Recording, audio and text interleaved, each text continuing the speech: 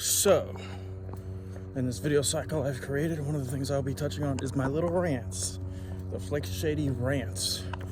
Why it will never be the perfect time to start. For those of you that don't know, about 6 months ago I tore my chest. So I never expected happening. Things just caught up, constantly pushing myself, things that were driving me finally, to itself. Felt like I was finally at the point to break through. Yet I tore it. Everything I thought I'd worked there for 8 years could have possibly been gone. Could have been career ending, but it wasn't. I stuck it out. Despite, so cool with the backdrop right now, walking out here doing the cardio at the sunset. Despite everything that's thrown at me, I always pull what I call a Hunter Smith to repeat it and engrave it in your brain twice. Not to sound like I'm anything special. The point of this video is to get you to recognize the power you have within you to stop feeling powerless in situations, which is a constant, it's quite a problem in today's world. People less confident within themselves. So many different factors, The age of social media, talking about this today with someone. Age of social media.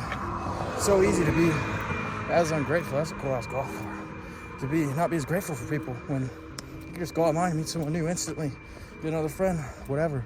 Not value certain connections, and people being silly and childish with games with the phone. All that garbage. One thing that makes people feel powerless. But what is it you have control over? Tearing my chest, I technically did have control over that. It's my fault. Regardless if I was in certain toxic situations that I needed my eyes open. Sometimes the bad things got to happen for you to see that. As much as it sucks, most people got to learn hard way. Someone as determined as me, I was pushing myself, accelerated, pushing as hard as I could be. Now that I've recovered, during that time period, something over the years, finally launching my coaching business, I kept thinking, I need to keep, that is a cool ass voice I can be. There's so much cool stuff when we do this video. I need to be in the perfect position to start the coaching business, done tons of shows, already pro, whatever. I knew I didn't have to be at that point, but I think I needed a lot more experience than I really did. I'd already coached people for years, trained with people like my coach, Evan Revvorn, put me in some good situations, getting to train with the owner of Olympus, Sean Barber, who used to be Flex Lewis's training partner when he moved here. He was already pro. He moved here and put that place on the map. As well as Brandon Curry, good friends with Brandon Curry. People I've been able to be around, train with someone that's learned things from Brandon, whatever. Already a lot of stuff under my skin, and there's still a lot I need to learn about shows, prepping it myself. But the only true way to get experience is to finally, I was like, okay, this is my time to lock in with the coaching, not neglect it anymore. I need to jumpstart it. And if I want to change my environment and then that is how I do it. So why do you feel powerless in situations? Let's use diet for an example, okay? Even though I'm just a shadowy figure currently. As freaky as that is. But your diet, okay, you cave on your diet. You keep telling yourself tomorrow, I'll start tomorrow. Let's start tomorrow. The subconscious mind is what dictates, if you can hear me being out of breath like I'm 500 pounds out here, is what dictates the conscious mind, your conscious patterns. It shows up in everything else. Reality is a weird thing.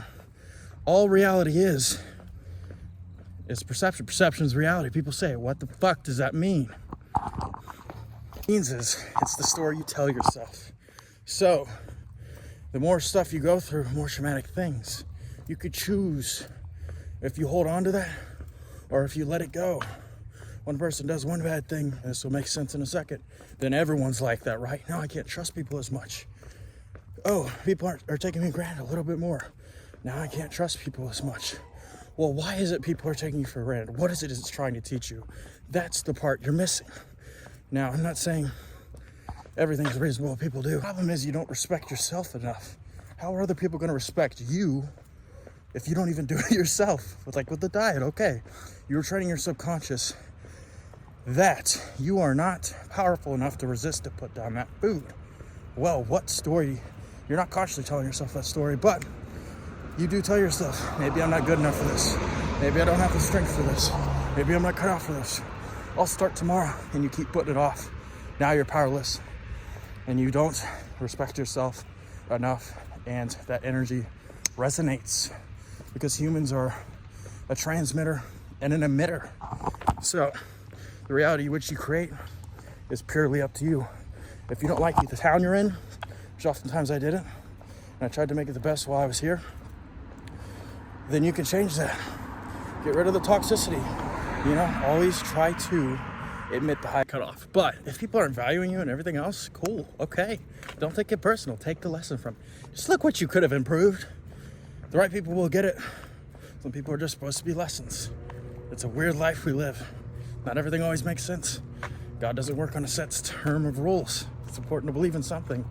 Regardless of believing God, just something. Something so you do everything else for a reason. You're not completely helpless. Another thing that will give you a little bit of power. You're living for something. Living for something. So just wish them the best.